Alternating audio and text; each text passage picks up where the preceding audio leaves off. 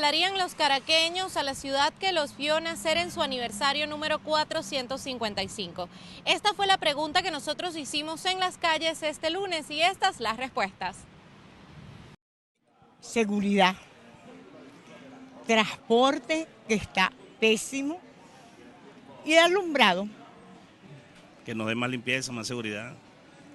Eso. Entendimiento, amor, tolerancia y respeto también constituyeron los deseos de quienes viven en la ciudad de los techos rojos en su cumpleaños. Paz, mucha paz. Sería fantástico, porque Caracas es muy linda. Caracas es la ciudad más bella que yo haya visto de Latinoamérica. Amor, restauración, solidaridad, encuentro. Otros caraqueños fueron un poco más allá. Entre sus peticiones incluyeron una mejor situación económica y política. Una mejor economía, cambio de gobierno, cambio político. Educación. Educación. ¿Qué más le regalaría? Cambio de gobierno. Caracas es Caracas, reza el dicho popular. Nosotros en su día le deseamos toda la prosperidad que merece y a sus habitantes que sigan cada día forjando un mejor país. Desde Caracas, Venezuela, Irene Mejías. Solo en el primer semestre de este año hubo un incremento de 16,6% de la actividad económica en el país debido a un alza de la producción petrolera y el fin de la hiperinflación, así lo indicó el Observatorio Venezolano de Finanzas. Con respecto al segundo trimestre, la producción de crudo ascendió un 36,3% al mantener el rendimiento a unos 700.000 barriles diarios. La organización recordó que la economía venezolana mantuvo 27 trimestres consecutivos de una caída que comenzó en el cuarto trimestre de 2014 y finalizó el tercer trimestre de 2021, por lo que el segundo trimestre de 2022 el tamaño de la economía venezolana fue apenas 21% del que tenía en el segundo trimestre de 2012, así lo indicó el Observatorio Venezolano de Finanzas. Además, en un comunicado, la organización explicó que se trata de variaciones anualizadas y que la base de comparación es muy baja en virtud de las contracciones previas de la actividad y se tiende a magnificar cualquier cambio porcentual de signo positivo. Que es lo que nosotros estamos buscando precisamente, que la convocatoria del proceso tenga la legitimidad, la fuerza en la sociedad venezolana, y parte de ese desafío significa el nombramiento de una comisión nacional de primaria que sea la suma de un grupo de venezolanas y venezolanos que tengan la respetabilidad, la legitimidad, como lo que llamamos los notables, y que tengan para todos los venezolanos son una garantía de transparencia, de efectividad en este proceso que estamos por convocar para que la elección, una de las cosas que hemos acordado es que antes de que termine el año 2022, es decir, en cualquier momento de estos últimos 6 meses del año, una vez que logremos el acuerdo político y tengamos elementos suficientes, anunciaremos en qué momento, en qué fecha concreta del año 2023 se realizará la primaria. Caldera reconoció que la plataforma unitaria se encuentra en una fase de consulta con el objetivo de construir un proceso participativo amplio con reconocimiento de toda la sociedad civil. Durante una gira de 6 días, el Papa Francisco recorrerá Canadá para renovar la petición de perdón por los abusos y la violencia durante más de medio siglo a menores de edad de pueblos indígenas en escuelas católicas.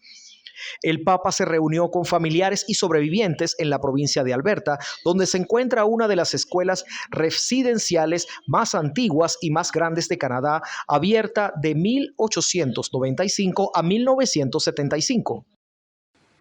Y hoy estoy aquí en esta tierra que junto a una memoria antigua custodia las cicatrices de heridas todavía abiertas. Me encuentro entre ustedes porque el primer paso de esta peregrinación penitencial es el de renovar mi pedido de perdón y decirles de todo corazón que estoy profundamente dolido.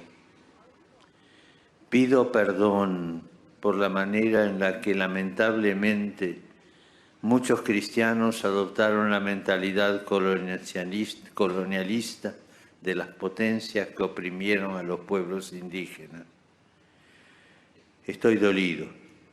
Pido perdón en particular por el modo en que muchos miembros de la Iglesia y de las comunidades religiosas cooperaron, también por medio de la indiferencia, en esos proyectos de destrucción cultural y asimilaron forzadas de los gobiernos de la época que finalizaron en el sistema de las escuelas residenciales. Unas 15.000 personas fueron al encuentro donde además la comunidad indígena canadiense hizo entrega de un sombrero tradicional al Papa Francisco. El encargado de negocios aseguró que han sido reuniones cordiales y aclaró que en ninguno de los encuentros se ha planteado la posibilidad de implementar el plan retorno, tal como lo propuso Daniel Rojas, jefe del equipo programático del gobierno electo. Que hemos tenido acercamientos sobre todo con quienes van a estar en las áreas fundamentales para los venezolanos, que es el tema migratorio y el tema de la Cancillería. Nosotros hemos expresado nuestra intención, primero, de tener un canal de comunicación con el gobierno electo, a los fines de, en primer lugar, conozca la otra realidad, la otra versión del pueblo de Venezuela. El representante diplomático señaló que el centro de la discusión lo han enfocado en el tema de derechos humanos de los migrantes en Colombia. También aclaró que el rol suyo y de los millones de venezolanos en el país no es político. Nosotros no tenemos un rol de oposición ni de pro-gobierno dentro de Colombia, nosotros tenemos un rol de apoyo y de ayuda a los migrantes venezolanos y así hemos enfocado esas conversaciones. También hemos estado conversando con la cooperación internacional, todo lo referente a los temas de poder darle sostenibilidad a programas como el programa Integra, por ejemplo, que es un programa extraordinario que ya está en 7 ciudades de Colombia y que busca colocar en el mismo círculo, en el mismo centro, toda la atención y la oferta migratoria. En referencia al cambio de gobierno, Battistini dijo que ello puede contribuir a llegar a alguna solución a la situación venezolana. Nosotros no tenemos otra cosa que palabras de agradecimiento a lo que ha sido la política migratoria y la política de apoyo a la democracia en Venezuela que ha tenido el presidente Iván Duque. Hoy, por cierto, tuvimos la posibilidad de estar con él y reafirmárselo en persona, pero también tenemos que entender que la nueva realidad que viene política a Colombia no la podemos ver con los lentes de la realidad venezolana, todo lo contrario, tenemos que ver cómo esa nueva realidad política colombiana puede ayudar a una solución pacífica, electoral y democrática en Venezuela. Battistini hizo énfasis en que se quedará en Colombia como representante diplomático de la Asamblea Nacional electa en el año 2015, con la finalidad de continuar respaldando los procesos de los más de 2 millones de migrantes que residen en Colombia. En Bogotá, Miguel Cardosa, BPI TV. Durante los últimos días, múltiples denuncias en redes sociales dan cuenta del incremento en robos y hurtos en lo que es la ciudad capital, especialmente en el municipio Libertador de Caracas. En zonas como El Paraíso, Bellomonte, Los Chaguaramos, Santa Rosalía o Santa Mónica, se han producido gran cantidad de hechos delictivos relacionados a robos y hurtos. Esto siempre ha sido una zona conflictiva. Toda la vida ha sido una zona conflictiva. Hay momentos que se ven que uno está presente en la zona cuando sucede y otras veces uno no está en la zona. Entonces no podría decirte si hay más o hay menos, no. Pero sí es el auge que hay de la delincuencia y eso no te puedo decir que solo en la zona, es a nivel nacional. Sí hay muchos robos de que si de espejos, sí, muchas cosas así. Siempre pasa por esta zona, pero hasta los momentos creo que no han podido agarrar al culpable, pero sí, siempre ha habido robos aquí. Sí. El empleado de un taller mecánico ubicado en el municipio Libertador y cuyo nombre no ha sido revelado por medidas de seguridad, narró a nuestro equipo la terrible situación que vivió hace una semana. Alrededor de las 7:30 de la noche, cuando ya estábamos cerrando el local, llegaron 4 sujetos, 2 de cada lado, armados a pie y nos metieron hacia adentro del local. A mi compañero y a mí nos metieron debajo de una escalera. Uno de ellos se queda con nosotros vigilándonos y los otros suben hacia la parte de arriba, que es la vivienda del dueño del local. Ellos arriba, al ver que el dueño no les quería dar llaves ni de los carros, ni estaba cooperando con ellos, le dieron una serie de golpes en la cabeza con la cacha de la pistola y le partieron la cabeza. Todo duró alrededor de unos 15 minutos. Les quitaron prendas, teléfonos, laptops, dinero en efectivo y luego los encerraron en un cuarto. Les dijeron que si de ahí a 10 minutos ellos escuchaban que salían o movían algo o trataban de llamar a alguien, iban a incendiar la casa. De acuerdo con el informe anual del Observatorio Venezolano de Violencia, ya se ha observado y es de esperarse para el 2022 un incremento de los asaltos, los secuestros, el robo de viviendas y los atracos en el transporte público. Para el criminólogo Luis Isquiel, las crecientes brechas sociales y el levantamiento de las restricciones por la pandemia del COVID-19 son elementos que han ayudado a que este tipo de delitos vuelvan a la cotidianidad. Esto tiene que ver con el hecho de que el robo normalmente es el delito de mayor comisión en Venezuela. Así está en las estadísticas oficiales inclusive. Y el hurto, es decir, el delito contra la propiedad, cuando no hay amenaza o cuando no hay violencia sobre las personas, es el segundo delito de mayor frecuencia en Venezuela. Entonces no es de extrañar este auge de los últimos días de esta cantidad de robos y de hurtos que han ocurrido principalmente en la ciudad de Caracas. Por eso es que no se puede hablar de una disminución de la criminalidad en términos generales en nuestro país. Porque si bien es cierto que hay delitos como el secuestro express, que han disminuido notoriamente en la sociedad venezolana, y el delito de homicidio ha venido bajando también en los últimos 3 años, a pesar de que Venezuela sigue siendo el país de Latinoamérica con mayor índice de asesinato, no es menos cierto que hay otros delitos que van en aumento. El robo y el hurto son 2 de ellos.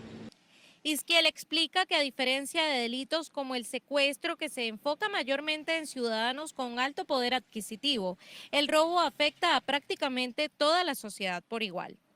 El robo es como lineal en toda la sociedad. O sea, el robo y el hurto afectan prácticamente a todas las clases sociales por igual y afectan también por igual los centros urbanos y los centros no urbanos de Venezuela. Buena parte de los caraqueños exigen mayor presencia policial y patrullaje en las calles de la capital. De igual forma exigen presencia de los cuerpos de seguridad en la noche, pues aseguran que los delincuentes aprovechan la oscuridad para atacar a sus víctimas. Desde Caracas, Venezuela, Irene Mejías. Ahorita no tengo. Alguna vez lo tuve, pero ahorita no tengo nada de eso. Costear uno mismo con sus propios medios los gastos. No hay otra. Para muchos venezolanos, contar con una póliza de salud en el país es un sueño casi imposible de lograr. Esto debido a los altos costos de los planes y los bajos salarios. No, imposible. Imposible. Muy costosa. ¿Cómo hace cuando se enferma alguno de sus familiares? Bueno, a recurrir a los pocos ahorros que tenemos. No queda de otra. Una familia venezolana de 4 integrantes necesita cerca de $2.785 al año para poder costear una póliza de vida que les cubra hospitalización, cirugías y maternidad. Si las personas desean incluir servicios funerarios, consultas médicas y estudios especializados, deben cancelar otra cuota especial. No, nadie en este momento con un salario tan bajo aquí en Venezuela puede cubrir una póliza privada. No puedo, porque la universidad me paga igualito el mínimo. ¿Y cómo hace cuando se enferma usted o alguno de sus familiares cercanos? Bueno, vengo al médico y me mandan los remedios y tengo que luchar para comprarlo. ¿Qué voy a hacer?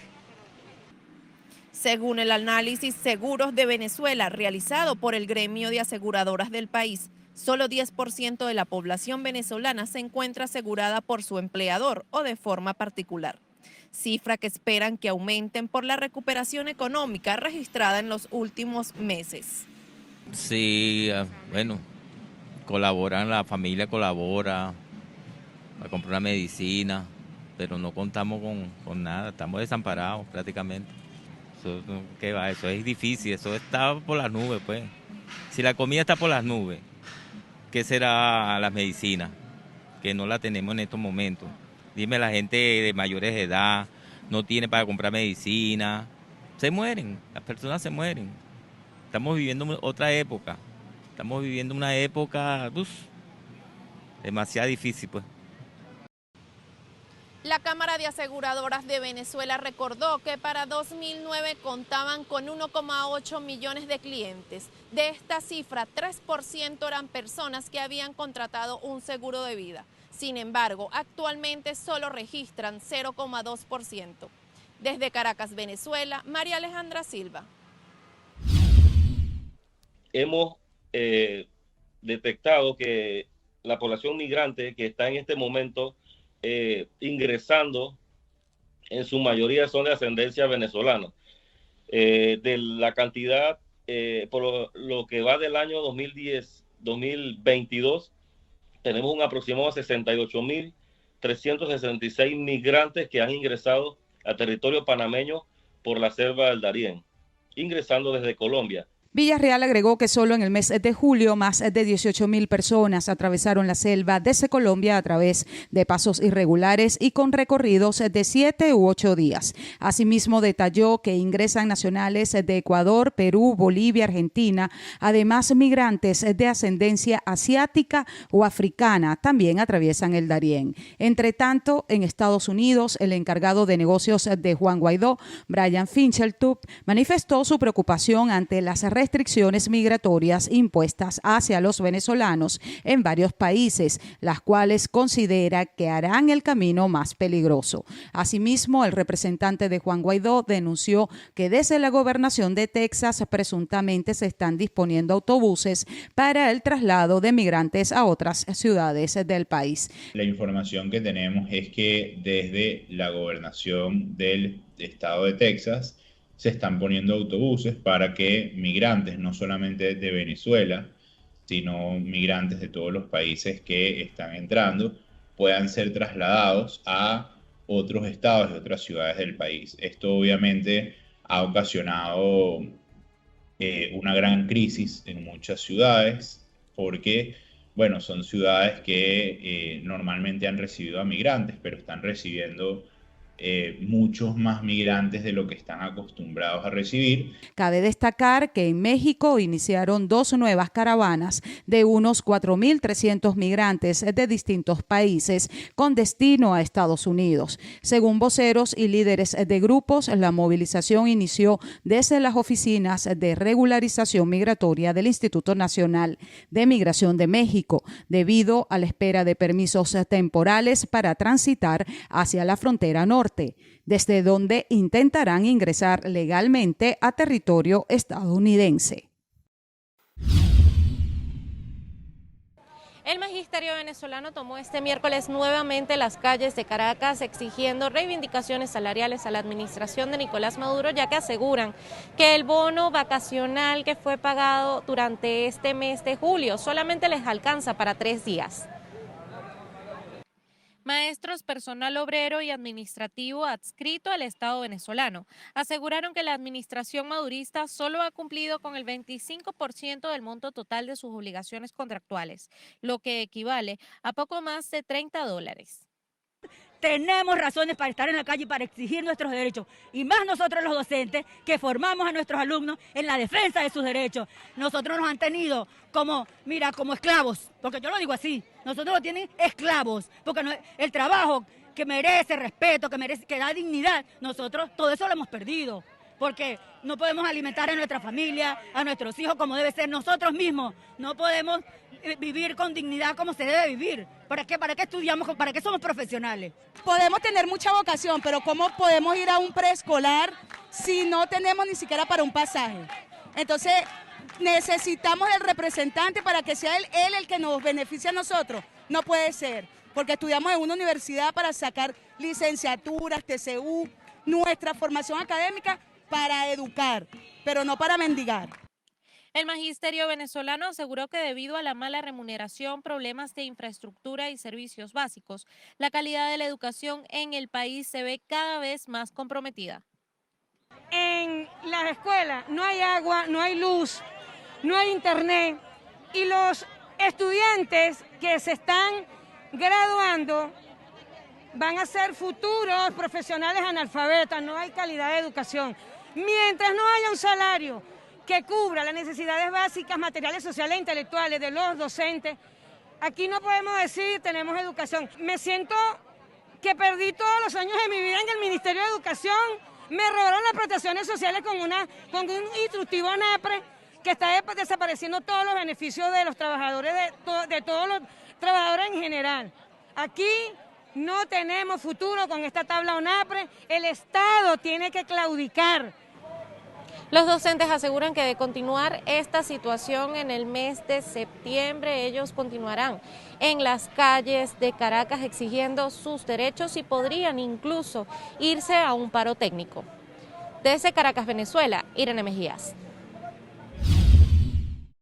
Le exigimos a la ONAPRE que cese en la vulneración del derecho a los trabajadores. Este gobierno está pagando toda la deuda social y todos los errores políticos en Venezuela y económicos con el salario de los trabajadores de la administración pública, y eso no se puede perdonar. Incluso en las políticas que ellos anuncian como exitosas, que es el haber subido el salario mínimo a $30 mensuales, el más bajo de todo el mundo entero, ya hoy no es $30, ya hoy es 21.5.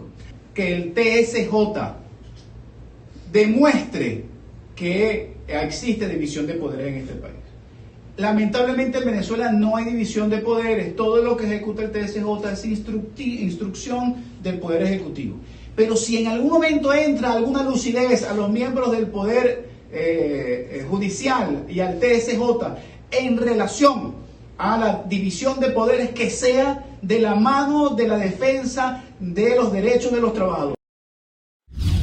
La Asociación Venezolana de Exportadores reveló que el sector mostró un crecimiento de más de 40% durante el primer trimestre de 2022. Estamos hablando de un incremento de 40% en el primer trimestre con respecto al primer trimestre del año pasado.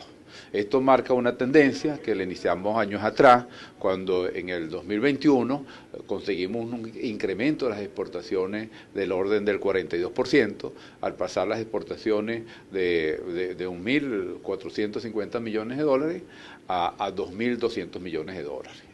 El presidente de la Cámara de la Industria Venezolana de Especies Alcohólicas detalló que uno de los productos que están siendo más comercializados internacionalmente son las bebidas alcohólicas producidas en Venezuela. En nuestro caso, la industria venezolana de especies alcohólicas, a través del ron venezolano, es un producto que ha tenido una aceptación muy positiva en el mercado internacional, está muy bien posicionado. Nuestros rones llegan a 110 países, lo cual demuestra la calidad de este producto. Por su parte, el representante de la Cámara de Comercio Venezolano-Canadiense aseguró que el sector ha mostrado un crecimiento económico de más de 100% en comparación a los años anteriores.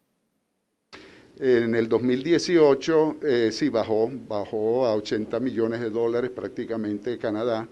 La exportación, hubo algunos problemas indudablemente políticos y económicos en Venezuela, y Venezuela exportó unos 20 millones de dólares. Pero tuvimos una pequeña sorpresa importante. A partir del año pasado se incrementó 167%, principalmente para la exportación de aquellos productos no tradicionales. Ejemplo, el ron. El ron venezolano está muy cotizado en Canadá, hay un poder adquisitivo muy importante y está catalogado como un cognac, como un brandy, y una botella de ron que puede valer hasta $500. Cacao, café, chocolates, que lo estamos promoviendo ahorita. Los representantes empresariales pidieron a la administración de Nicolás Maduro reducir los aranceles de exportación y así permitir el incremento de las ganancias de las pequeñas y medianas empresas. Desde Caracas, Venezuela, María Alejandra Silva. Tras dar negativo por COVID-19, el presidente de Estados Unidos, Joe Biden, salió del aislamiento y aseguró que a pesar de su contagio siguió trabajando en el segundo piso de la Casa Blanca durante 5 días. El mandatario destacó que la clave fue la vacunación. Cuando yo me enfermé, seguí trabajando en el segundo piso de la Casa Blanca durante 5 días. La diferencia es la vacunación, pero 3 herramientas a disposición de todos. No hace falta ser presidente para tener estos recursos y utilizarlos. De hecho, los mismos refuerzos las mismas pruebas caseras, el mismo tratamiento que yo recibí está a su disposición. Mi gobierno se ha asegurado que todos los estadounidenses en todo el país, en todos los sectores, tengan acceso gratuito a estas herramientas. El COVID no ha pasado, pero aún con un repunte en el número de casos en el país, las muertes han disminuido en casi 90%. Cuando yo asumí el cargo, era totalmente opuesto. Eso es lo que ha cambiado en la respuesta al COVID.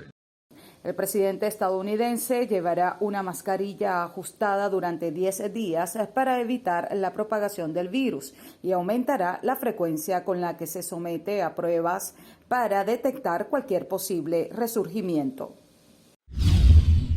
Organizaciones del exilio cubano y el Frente Hemisférico por la Libertad anunciaron en Miami, Estados Unidos, su apoyo incondicional y proactivo a un paro nacional en Cuba que activistas y ciudadanos de la isla realizan con el fin de restablecer la democracia después de 63 años de dictadura. Esto se da en el contexto de una gran cantidad de protestas que se ha dado por todo el país en diferentes municipios, sobre todo desde el 11 de julio de este año. Desde el exilio vamos a apoyar a estas actividades dentro de Cuba por diversas vías. En primer lugar, vamos a llevar nuestra protesta cívica y legal ante esas empresas que existen en esta comunidad, que son propiedad de altos miembros del régimen castrista, que funcionan para ese régimen y están explotando aquí en nuestra comunidad. En Brasil, el candidato presidencial Luis Inácio Lula da Silva cuenta con un 51% de respaldo de los más jóvenes, mientras que el actual mandatario Jair Bolsonaro tiene un 20% de apoyo, según una encuesta del Instituto Daffola. El sondeo fue a votantes entre los 16 y 29 años. Cabe destacar que Lula fue presidente de Brasil entre 2003 y 2010. Turquía ha inaugurado este miércoles un centro de coordinación en Estambul para supervisar la exportación de cereales desde Ucrania, bajo control conjunto de Moscú, Kiev, Ankara y Naciones Unidas, acorde al pacto firmado la semana pasada. El centro, establecido en la Universidad de Defensa en Estambul, cuenta con delegaciones compuestas tanto de civiles como de militares de Rusia, Ucrania, Turquía y Naciones Unidas de 5 personas cada una, como explicó el ministro turco de Defensa Hulusi Akar durante la inauguración. El acuerdo firmado tiene una vigencia de 120 días, pero se renovará de forma automática si ningún país indica lo contrario. Turquía mantiene una postura neutral en el conflicto entre Rusia y Ucrania y ha encabezado numerosas iniciativas de mediación entre Moscú y Kiev. El próximo 5 de agosto, el presidente turco Recep Tayyip Erdogan se reunirá con su homólogo ruso Vladimir Putin en la ciudad rusa de Sochi y se prevé que uno de los principales temas en la mesa será el acuerdo de exportación de cereales de Ucrania. La oficina de la ONU-SIDA en Venezuela aseguró que cerca de 30.000 personas desconocen que son portadoras de VIH en el país. 100.000 personas en el país con VIH. 100.000 personas que algunas lo saben y otras no lo saben. Esto es básicamente un cálculo matemático. Nosotros tenemos claro que hay 70.000 personas que saben que tienen VIH. ¿Dónde están las 30.000? Estos son estudios que se hacen a propósito para que los países se pongan metas y se plantee, por ejemplo, tratar de buscar el 90% de esos datos. La población masculina venezolana de 25 a 49 años fue la que registró más incidencia del VIH, ocupando 69,14% de los casos contabilizados en 2021. Aquí están los 6.000 nuevos casos, les estoy diciendo, pero quiero enseñarles dónde entre 25 y 49 años es la mayor tasa y la gran mayoría es hombre. Entonces es una población que tenemos que estar vigilando. López detalló que la cobertura de mujeres embarazadas con VIH en Venezuela es baja y esto se debe a que los médicos no exigen la prueba de descarte durante los primeros meses de embarazo. Nuestra cobertura en embarazadas es baja. Y quiero recalcar algo. Desde que Venezuela estamos teniendo tratamiento, básicamente con apoyo del Fondo Global, nosotros tenemos tratamiento para todas las embarazadas. Los datos son tan bajos porque necesitamos seguir buscando embarazadas. Y es una cosa que nosotros pedimos a ustedes. Es importante decirle a las embarazadas que tienen que hacerse la prueba de VIH. La representante de la ONU-SIDA en Venezuela detalló que cerca de 30.000 personas murieron a causa de esta enfermedad en Latinoamérica, por lo que pidió a los estados mostrar un verdadero compromiso para reducir esta cifra. Desde Caracas, Venezuela, María Alejandra Silva. Durante los últimos días, las ciudades de Caracas y Maracay han presentado casos de presuntas intoxicaciones con escopolamina o burundanga, una droga transparente y sin olor que, sin embargo, cuando entra en contacto con el organismo, provoca tanto sueño y sumisión que la víctima no tiene control de sí misma y hasta pierde la memoria reciente. A principios del mes de julio se hicieron públicas 2 historias de mujeres en las inmediaciones de un centro comercial en Sabana Grande, Caracas, que aseguraron que fueron abordadas por un sujeto que las drogó con burundanga. Ambos casos continúan siendo investigados por las autoridades. Ante esta problemática consultamos con el profesor universitario y coordinador general de la Cátedra Antidrogas del Pedagógico de Caracas, Hernán Matute, sobre cómo funciona la burundanga. En términos generales es un hipnótico, una droga, por supuesto, que al administrarse por ciertas y determinadas vías y de formas específicas puede causar hipnosis, pérdida de la memoria, divagaciones y pérdida de la centralidad y de la focalización en la persona que ha sido drogada directa o indirectamente a través de esta droga. Generalmente este tipo de droga puede administrarse en refrescos, café, jugos, bebidas alcohólicas, a veces en forma sólida, en caramelos, bocadillos y chicles. Esa planta es una planta que la encontramos en todos los jardines. Se llama trompeta de ángel. Ese es uno de los nombres que le dan. Esa planta secan las hojas, hacen un té, la pulverizan, la mezclan con agua, con líquido y comienzan a obtener la sustancia que proviene de esa flor. Sin embargo, Matute es enfático al señalar que no es posible la intoxicación con este tipo de sustancias por un simple contacto con la piel. Eso es un mito urbano que hay que desmontar, porque en la cotidianidad comunicacional eso pega, se implanta y se procesa a través del tiempo y eso es inadecuado. La burundanga necesita, para generar sus efectos, primero, una determinada cantidad importante. Segundo, que entre al cuerpo humano por la vía cutánea, pero a través de frotamiento o de soluciones acuosas o aceitosas. Nadie va a permitir que un desconocido le esté sobando la mano, el brazo, untándole un menjurje con escopolamina burundanga. El otro mecanismo es eso de la tarjeta, eso es mentira. Por eso que cuando le dicen que es una tarjeta, que me rozaron, que me pasaron la mano por el cabello, que por la chaqueta, eso es mentira. Ahí hay otras causas. Entre las recomendaciones a la población para no ser víctima de intoxicación con escopolamina se encuentran: no aceptar ningún tipo de bebidas, cigarrillos, billetes o dulces de personas ajenas. En los locales nocturnos, preferiblemente pedir que preparen las bebidas frente al cliente. No dejar botellas o vasos solos en restaurantes o bares. No entablar conversaciones largas con extraños, especialmente si le intentan abordar. No recibir demostraciones de productos, sobre todo de inhalación, como perfumes o fragancias. Alejarse y solicitar auxilio si un desconocido busca abrazarle o tocarle de forma sorpresiva.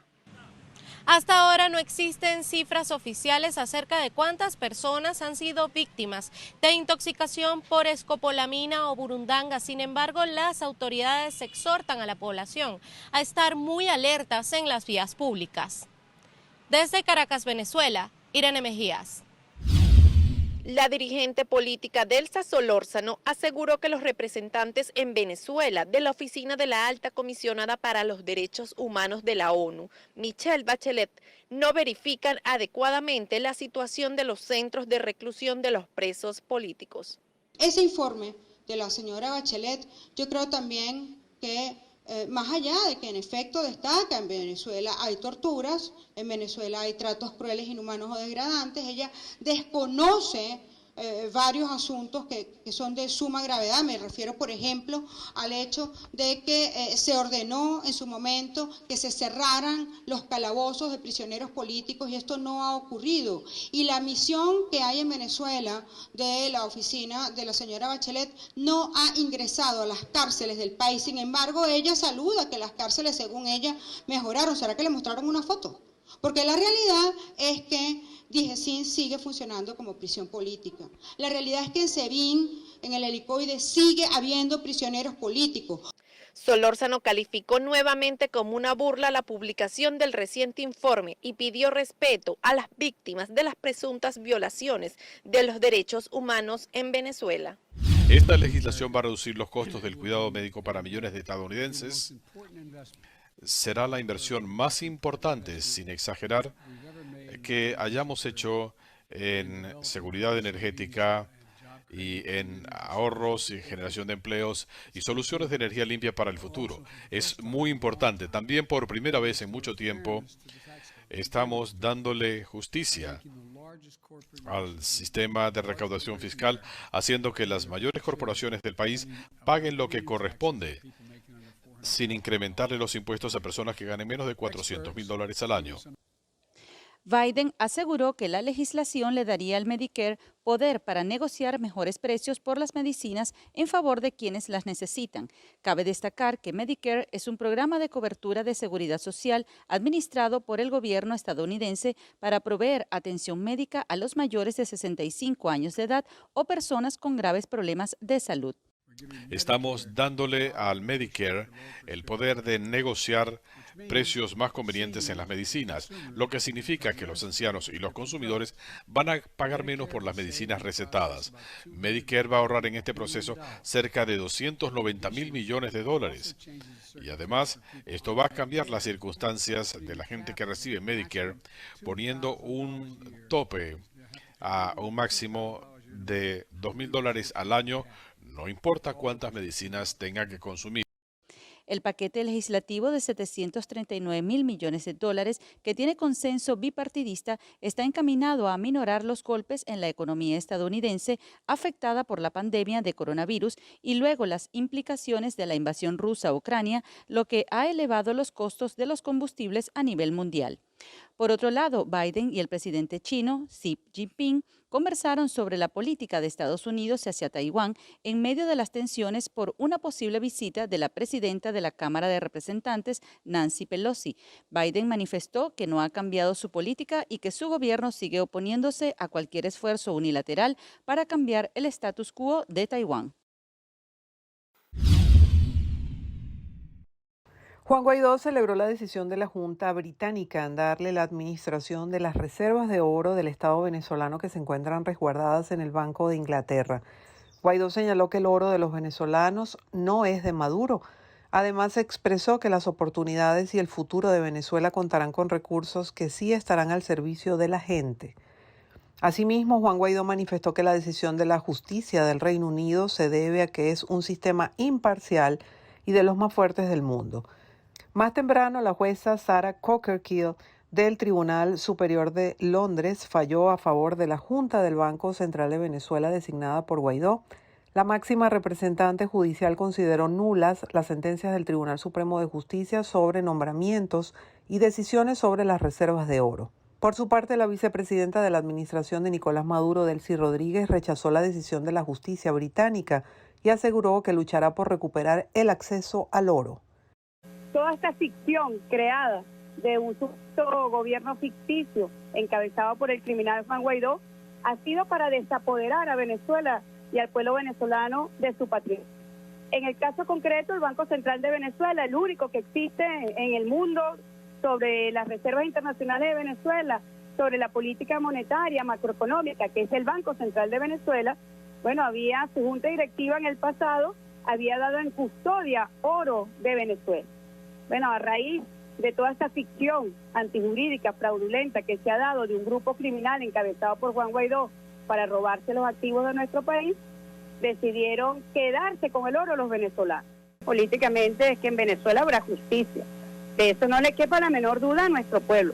Aquí va a haber justicia a este grupo criminal, extremista, fascista, que se ha dado a la tarea de robarse los activos del pueblo venezolano.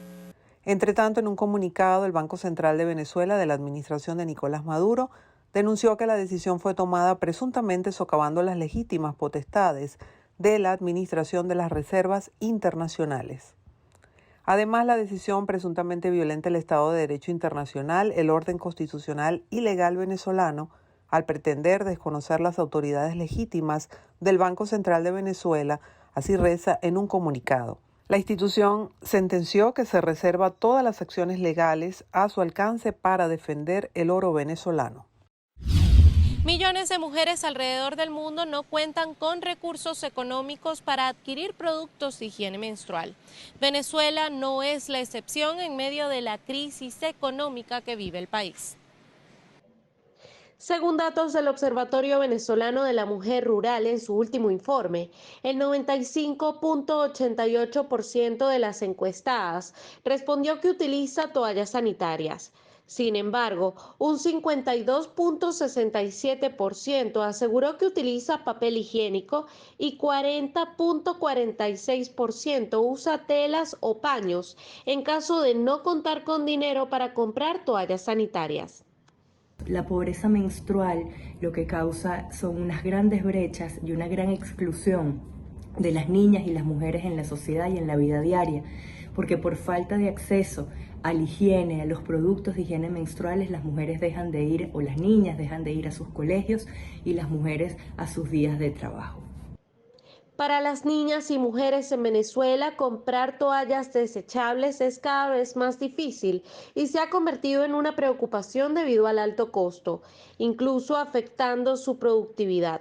El estudio, auspiciado por Acción por Venezuela, también señala que el 40% de las mujeres entre 15 y 50 años aseguraron faltar al menos un día a sus trabajos o escuelas por no contar con artículos de higiene menstrual. No hay razón alguna para que en el 2022 una niña o una mujer venezolana deje de ir a clases, deje de ir a estudiar o deje de ir a trabajar por tener la menstruación. Ese 40% de las mujeres rurales que nosotros pudimos entrevistar y que dijeron que al menos una vez al mes faltaban a sus clases o a sus trabajos, a sus liceos, por no tener acceso a una toalla sanitaria, a una panela de jabón o incluso el agua, creo que es un tema que nos tiene que motivar y mover a todos. Ante esta realidad hay grupos de mujeres organizadas como Parir con Placer, una comunidad que brinda alternativas ante la gestión del sangrado menstrual y, más importante aún, rompe mitos, estereotipos, estigmas y prejuicios frente al tema. En primer lugar es visibilizarla. O sea, las mujeres estamos en nuestra zona de trabajo y vamos al baño a cambiarnos la toalla, etcétera, y agarramos una cartuchera o agarramos el bolso completo y nos lo llevamos al baño como si una toalla fuera un objeto explosivo, radioactivo, nadie lo puede ver, nadie lo puede tocar. Ese prejuicio hay que cambiarlo. Y hay que cambiarlo en casa, con mamá, con papá, con hijos, con hijas, con los familiares, de que los niños y las niñas vayan viendo de qué se trata la menstruación, de qué se trata el sangrado y que no sea una experiencia conflictiva, sorpresiva. En medio de la crisis, Villegas asegura que el contexto ha servido para la promoción de otros métodos como el uso de toallas ecológicas o copas menstruales. Que no es solamente entonces que estamos obligadas a usar las toallas sanitarias desechables o los tampones, sino que aparecieron las copas y aparecieron las copas certificadas, hechas de plástico quirúrgico, que son saludables para la salud de la vulva y la vagina, y las toallas de tela, que es volver. Nuestras abuelas hacían sus toallas de tela, usaban sus pañitos, los lavaban, los secaban al sol, los desinfectaban, y es volver a una tradición que, aunque muchas personas lo ven como algo negativo porque es un retroceso, que no se reconoce la tecnología, es un avance en la salud de nuestra vulva y nuestra vagina. También hay que romper mucho los tabús porque, claro, la copa implica un manejo del cuerpo que nosotros no estamos acostumbradas a tocarnos, a medirnos, a ver la sangre. La toalla también. Entonces es una reeducación sobre qué es la sangre menstrual, qué es lo que en realidad, en qué consiste y cómo podemos gestionarla de una manera que sea amable con todas nosotras. Ante este panorama, especialistas recomiendan al Estado venezolano la promoción de políticas públicas que permitan el acceso a productos de higiene menstrual, asimismo realizar campañas de concientización que permitan terminar con el estigma que hay en torno a la menstruación. Desde Caracas, Venezuela, Irene Mejías.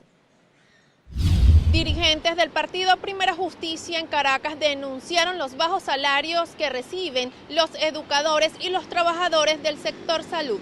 Vemos, por ejemplo, en este cuadro que estoy presentando, que un docente de la categoría, la primera categoría, que es recién graduado, que está entrando, que sería el docente 1, miren lo que está ganando. Un docente 1 no gana ni siquiera $2 al mes. Pero un docente 6, que viene siendo un docente que más de 20 años de servicio con posgrado, lo que gana son apenas un poco más de 400, no llegamos ni siquiera a $100. Con este salario es imposible que alguien cubra sus necesidades básicas. Por su parte, el también dirigente sindical del sector salud, Mauro Zambrano, denunció que siguen las presuntas amenazas y persecuciones a los trabajadores de los hospitales por parte de los cuerpos policiales del Estado. Y hemos sido perseguidos. Tenemos compañeras que incluso en la maternidad Concepción Palacio hace poco le enviaron el SEBIN porque simplemente vieron, evidenció la situación del hospital. Entonces es una situación de persecución, de amedrentamiento. El aparato del Estado lo utilizan para amedrentar a los trabajadores. Zambrano anunció que en los próximos días los trabajadores del sector público acudirán nuevamente a la sede del Tribunal Supremo de Justicia en Caracas para continuar con su petición de la derogación del instructivo ONAPRE. Desde Caracas, Venezuela, María Alejandra Silva.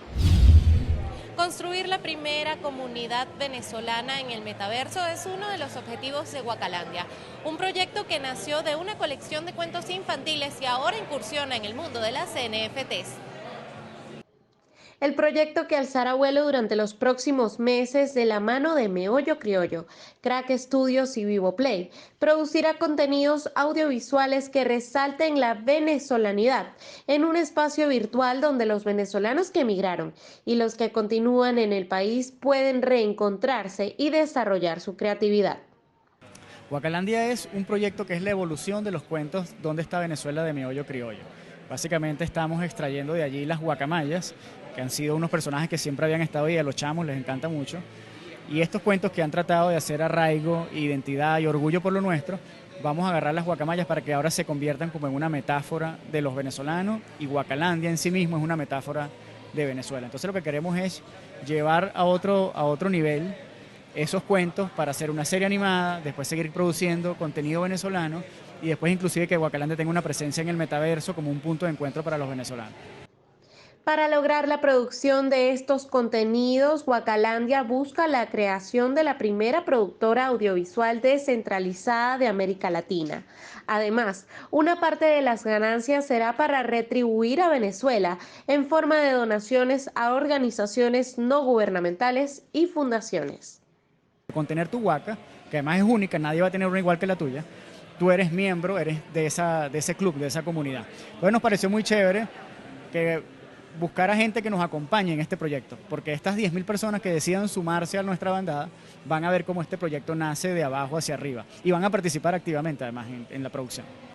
Cada Guaca es un token no fungible y como cualquier NFT, todos poseen características propias e irrepetibles.